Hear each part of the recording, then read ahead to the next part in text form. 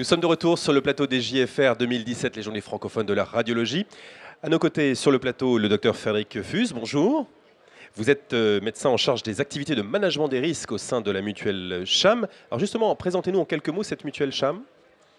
Bonjour. La CHAM est une société d'assurance mutuelle qui a été créée il y a 90 ans déjà par les directeurs d'hôpitaux publics qui souhaitaient couvrir un certain nombre de leurs risques, dont le risque médical. CHAM est aujourd'hui leader sur le marché de la responsabilité civile médicale en France, avec plus de 50% de parts de marché. Et elle a entamé un développement à l'international depuis 2 ans et demi, ce qui fait qu'on a des opérations aujourd'hui en Italie, en Espagne et en Allemagne. Une de nos caractéristiques, au-delà de notre spécialisation, c'est de proposer un modèle qui nous est propre, qui cumule la gestion des réclamations et leur indemnisation. Ça, c'est un métier d'assureur, mais avec une activité de risk management très élaborée. Vous vous êtes intéressé à la radiologie au sein de votre conseil médical. Pour quelles raisons? Et peut-être un mot sur ce conseil médical d'ailleurs.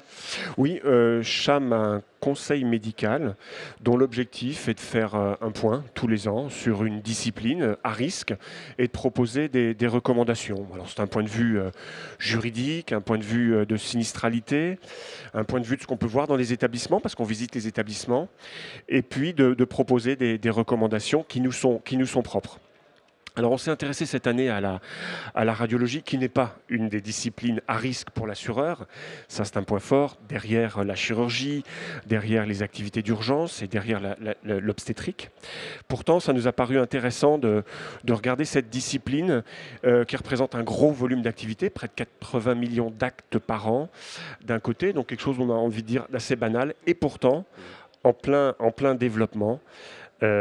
Technologique et organisationnel. On a regardé 3 catégories, la radio conventionnelle, la téléradiologie et l'imagerie interventionnelle. Donc ça représente un réel intérêt pour cette mutuelle. Oui, c'est pas un sujet anodin. Absolument. Vous avez participé à un atelier sur les lésions cervicales. Quel a été votre point de vue d'assureur sur ce sujet? Alors là, on va être sur la partie radiologie conventionnelle. L'idée, c'est de montrer aux radiologues, dans un atelier où on a beaucoup parlé d'expertise, de montrer ce qu'il y avait dans nos dossiers réclamations. Et on ressort beaucoup des sujets organisationnels. Les experts mettent souvent en cause des problèmes d'examen clinique, de seniorité du praticien qui prend en charge le patient, de la qualité des indications d'examen ou de leur réalisation, d'interprétation, de qualité de compte-rendu, voire de relecture et de confrontation des avis avec les cliniciens. Ce qui nous a amené à proposer d'abord à rappeler que les sujets n'étaient pas médico-légaux, ils sont organisationnels, et de dire que finalement un radiologue n'est pas juste un prestataire de service, je sais qu'ils n'aiment pas ça, mais il est un acteur à part entière du parcours patient. Et dès lors, il s'agit pour les prises en charge à risque, de d'identifier les étapes qui comptent, de mettre en avant les actions que l'on souhaite mettre et de formaliser toutes ces choses-là avec les praticiens concernés. Alors vous nous avez parlé de radio interventionnelle, de téléradiologie. Quelles sont les recommandations que vous formulez sur ces 2 grandes disciplines? Voilà.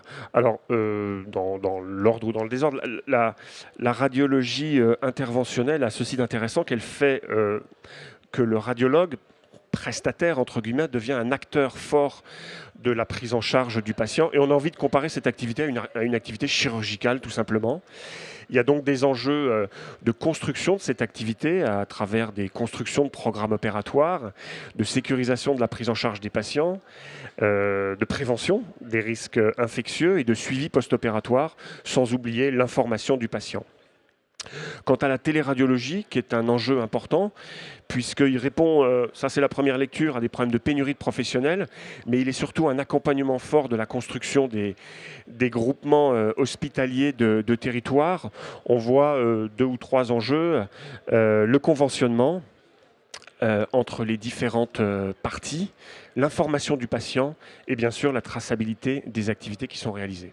Pour finir, en quoi c'est important pour un représentant des assureurs, en tant que médecin, spécialiste des activités de management des risques, d'être présent au JFR? C'est là que se disent des choses, se décident des choses?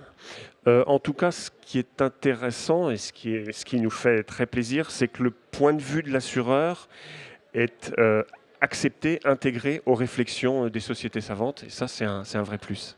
Merci beaucoup, Monsieur Fuz, d'avoir été notre invité. Excellent congrès à vous et à très bientôt sur le plateau des JFR. Merci.